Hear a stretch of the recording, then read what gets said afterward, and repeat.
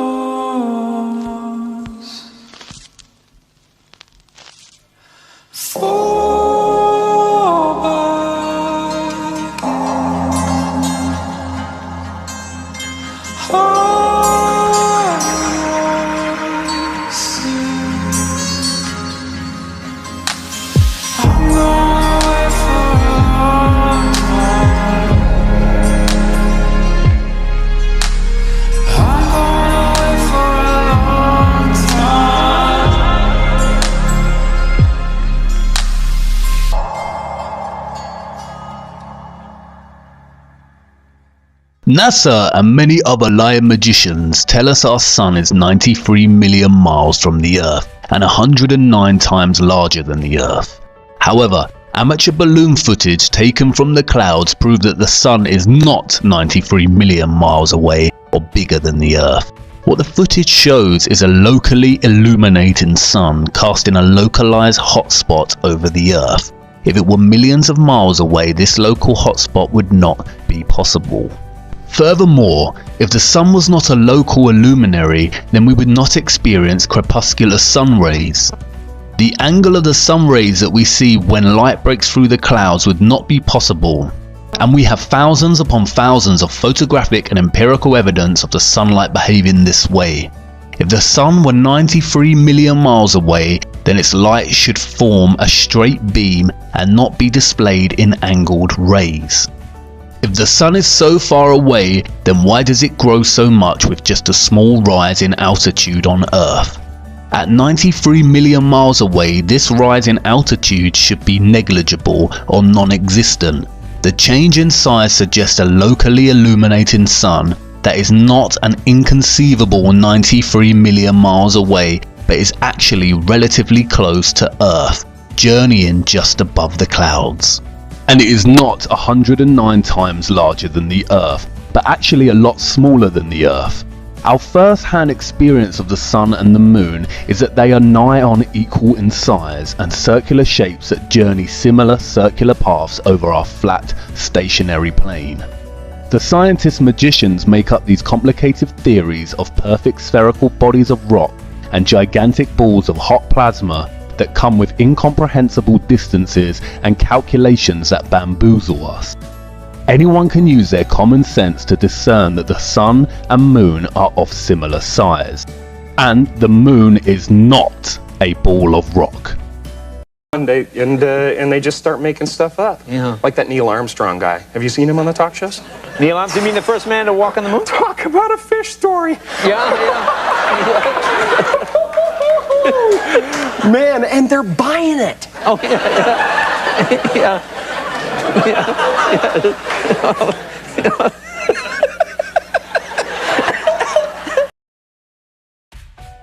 Many have studied the sun and moon's light.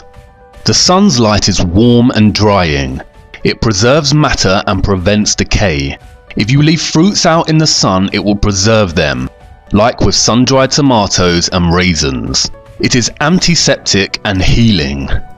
The moon's light, however, is cold, damp, causes putrefaction and decay, and is septic. The sun's rays decrease the combustions of a bonfire, while the moon's light increases it.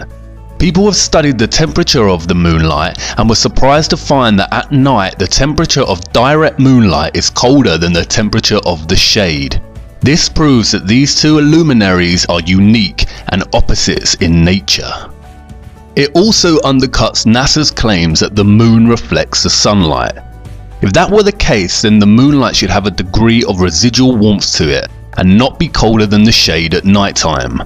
Furthermore, the moon cannot simultaneously be a spherical body and a reflector of the sun's light. When light is shined upon a spherical body, it produces this. Reflectors have to be flat or concave to actually reflect. A spherical convex surface results in no reflection. Again, basic, repeatable, verifiable and real science works against a magician's space saga hoax. A lot of photographic and film footage also proves that the moon is semi-transparent. When the waxing or waning moon is visible during the day, it's sometimes possible to see the blue sky right through the moon. Sometimes at night it is even possible to see stars directly through the surface of the moon. The Royal Astronomical Society has documented many of these instances. Faith believers in the pseudoscience of the rotating ball often use the moon's surface as proof of the heliocentric model, in which the moon appears upside down in the southern hemisphere and the opposite in the north. But again, this proves the stationary Earth. Time-lapse photography shows that it is the moon that turns clockwise like a rotating disc over the Earth, and this is only possible if the Earth is stationary and it is the moon itself that is moving.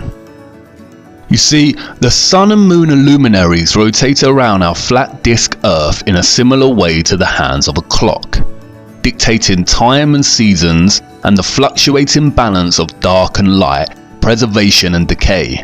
In fact, our flat Earth is the oldest clock of them all, and this is how solar and lunar eclipses are possible. The heliocentric model completely fails when studying lunar eclipses. For a lunar eclipse to take place in the globe model, the sun has to be reflecting the Earth's shadow onto the moon, and all three have to be aligned in a straight 180-degree syzygy. But since the beginning of time, lunar eclipses have been observed while both the sun and the moon are simultaneously visible in the sky. Furthermore, when looking into the mechanisms of a solar eclipse, the heliocentric lie once again falls apart. As this footage demonstrates, the sun and the moon have to be roughly a similar size for a solar eclipse halo to form. Representing my sun source and a penny representing the moon. And as you can see, the flashlight is a lot larger than the penny.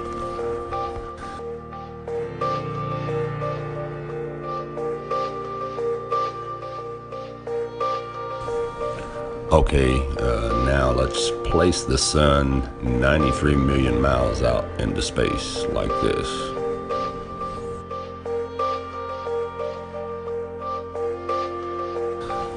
And let's get our penny a lot closer to the camera.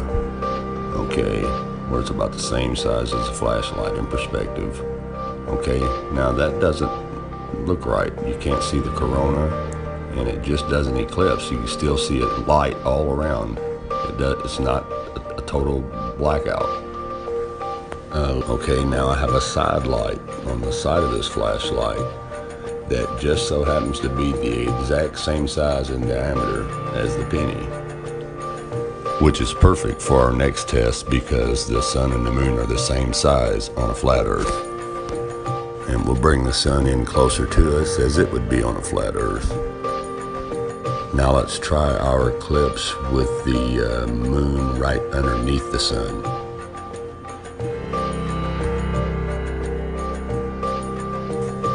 And wow, there's the corona. If the sun was 400 times bigger than the moon, then its light would devour the moon and we would not witness the halo, or corona. If the Earth was a rotating ball heated by a sun that is a distance of 93 million miles away, it would be impossible to have a boiling hot summer on a continent like Africa, but a few thousand miles away, absolutely freezing conditions in Antarctica, which experiences no heat from the sun. As Eric Dubay states, if the heat has traveled 93 million miles to the Sahara Desert, then it is absurd to think that it could not travel another 4,000 miles to Antarctica. This is a difference of 0.0004%. If the Earth was a globe, then the Arctic and Antarctic polar regions should share similar conditions due to their comparable latitude. However, this is not the case. Antarctica is the coldest place on Earth with an average yearly temperature of -57 degrees and a record low of -135.8 degrees. The average annual temperature of the North Pole, by contrast, is a mild 4 degrees. The northern Arctic enjoys mild warm summers and survivable winters. The Antarctic is so cold and harsh, the ice never melts. This would be impossible on a globular Earth rotating on its axis. Eric Dubay also points out that Iceland, at 65 degrees north latitude, is home to 870 species of native plants and an abundance of animal life. At the South Pole, by contrast, as Captain Cook wrote, "Not a tree was to be seen. The lands which lie to the south are doomed by nature to perpetual frigidness, never to feel the warmth of the sun's rays, whose horrible and savage aspect I have not words to describe. Even marine life is sparse in certain tracts of vast extent, and the sea bird is seldom observed flying over such lonely wastes. The contrast between the limits of organic life in Arctic and Antarctic zones is very remarkable and significant." The sun's yearly motion from tropic to tropic, solstice to solstice, is what determines the length of the days and nights and the appearance of seasons.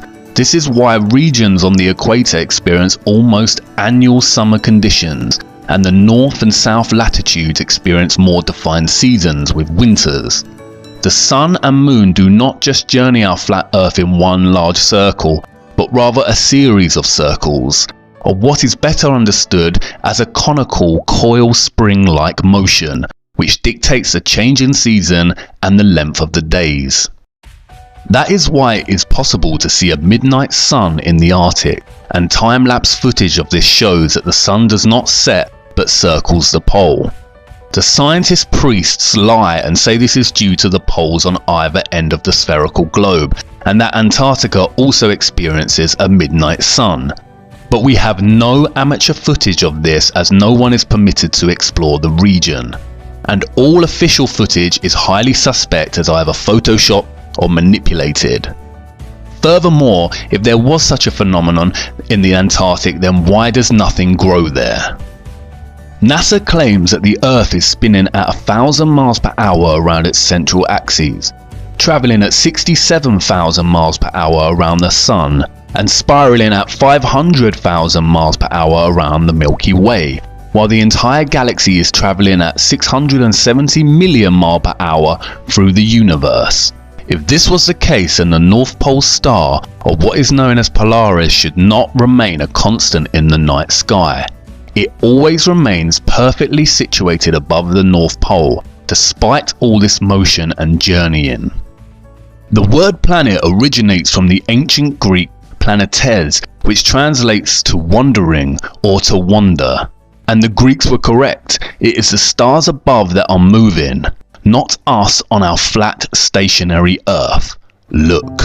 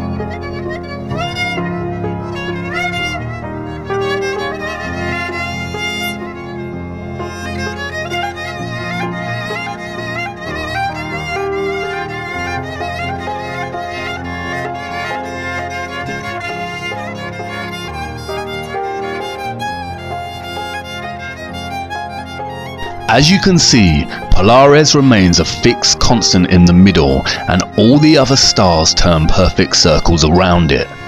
If the Earth was spinning at 1,000 miles per hour, the stars would be seen to travel more or less horizontally across the sky.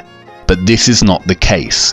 The stars form perfect circles above, emanating out from Polaris, and this can be observed all the way to the Tropic of Capricorn.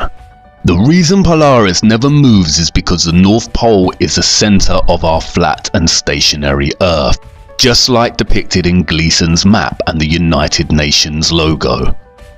So what are the stars above our heads? And if NASA is lying about the nature of our Earth, Sun and Moon, does that mean that space and the universe are also fake and not what we think they are? The short answer is yes, space as we know it is a hoax. Our flat stationary plane does not look like this sitting in space. We will look at what the stars are and the possible real space that our flat Earth resides in. But first we must venture deeper into a different rabbit hole. We have come a long way, but we have only really scratched the surface. This next rabbit hole is deep and dark, but it is necessary. And I promise you this, on the other side lies a comprehension of things so incredible in nature you would not have thought them even possible. Follow me now to part 5, as it is time to understand the why of the lie.